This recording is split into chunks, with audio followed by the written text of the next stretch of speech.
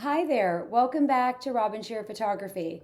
Today we're going to talk about creating brushes so that you can speed up your editing workflow in Lightroom and have a toolbox to choose from when you're editing images so that you're spending less time in front of the computer. So let's get into it. I'm going to start with this image right here. I'm going to take it back to Sook straight out of camera. I'm going to apply my preset, and then I'm going to work on the skin tone for just a quick second before we get into the brushes. So this is a little bit of my workflow. So from here, I will choose my eyedropper and go to a gray or white to check my white balance. So that's a little bit too pink for me. So I'm going to zoom into her teeth because teeth or eye whites are a great place to use the eyedropper to check white balance. So you can see it brought the warmth down doing it that way. So from here, I'm going to increase the exposure. I'm going to increase the warmth. I like a warm image. That's looking about right to me. I will use the eyedropper on the midtones to check skin tone. So 78, 68, 58, we're pretty close. I'm pretty happy with that. 83, 76, 70. You normally are looking for 85, 78, 68, so those are pretty close. I'm very happy with this way the skin tone looks here.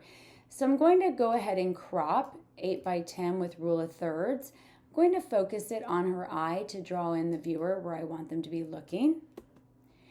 From here, I will go ahead and remove any blemishes before I create my skin tone brush. So she just has just a quick couple of things to clean up. Nothing major. Okay, and I think I saw something here. We'll grab that. Beautiful. Okay, from here we're going to create a skin smoothing brush. So we'll go to masking, grab a brush. You can see it says custom. So now the brush, wherever you apply it, is where your adjustments are going to go. So we're just going to grab her skin here, and you can get very particular. I'm going to just do a general covering so that you can see the idea. You can get very specific if you want. So the red areas are where the brush is going to take effect. So once we go in here, for skin smoothing, I typically work on texture and clarity. Again, with sliders, take them to the extremes so you can see what's happening and what it's doing to the skin. So I'm probably going to go about minus 25. And then I always use the backslash to check my work, to see where I was to where I am. I feel like that's very realistic. It still has texture. It still looks like skin. Doesn't look like Barbie skin. And so that's applied everywhere. So from here, you want to name your brush. So where it says custom, you'll click, scroll all the way down to the bottom to save current settings as a new preset.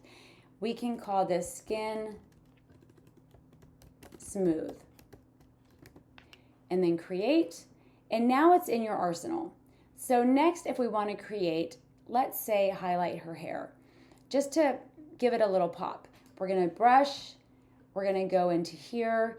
Now, we're not going to choose a brush. So we just have chosen that we have a brush. So if we brush it over where we want to create this brush, then now it says custom. Now we're going to bring up the exposure. We're going to bring up the highlights. We're going to bring up the shadows and the whites. Now, you'll also work with texture and clarity here. Again, go to the extreme. That's a little too hard for me. I'm going to bring it down. Clarity, too dark. I'm going to bring it down. So I'm just going to go a little bit here. And so backslash before, after. It just gives her hair some depths, brings up the highlights. So from here it says custom, you're going to name it. So all the way down to save current settings as new preset, I will call this hair highlight. You can name it what you want. Oops, let's spell correctly. Create. Now you have a second brush in your toolbox that is always at your disposal. You don't have to create it. It's there. makes editing quicker. So let's close out of masking. Let's make one more brush because this seems very dark to me. So we're going to create another brush. We're going to go in and color these darker areas. I'm going to go to exposure and I'm going to use my arrows in the up and just bring up these shadows. Let's go backslash. And we just brought them up a hair. So you can call this save new settings. We're going to call this shadow lift. So now you have 3 brushes in your toolbox. So the next time you go to another image, so let's just scoot over to the next one. Bring that up. We can go right into masking, right into brushes. This is your arsenal. These are all brushes I've made at some point or another. So let's say skin texture. This is going to do a very, very intense smoothing on the skin. I know that just from experience. So I'm going to use that. You can see it happening immediately. And it's a little bit too much for me. There's very few instances I use that. But an example is, now that I've used it, you can always go down to texture and clarity, and you can reduce the effect without creating a new brush, changing the name. That's it. You just close out the masking, before, after. So even if you have a brush made, you can adjust it even after it's made. So that brings me to another point. Let's say we have a brush and it's one I've used for hair, texture with brightness. Let's say we put that on. Let's say that's not bright enough for us. We want to up the exposure.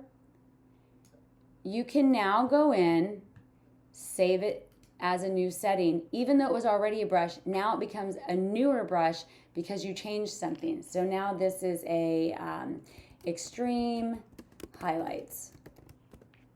Done, new brush. So now you have another new brush in your arsenal. So let's go back to the original image. Here we are, here's before, after. So that is how you create a brush. That's how you increase your toolbox. That's how you speed up editing. So I hope this was helpful. I hope you subscribe and check out my other videos. If you'd like to see something else I haven't touched on, message me. I'll be happy to create a video for you so that we can keep on educating. The more we know, the more we can do. All right, subscribe. Thank you. Have a great day. I'll see you next time.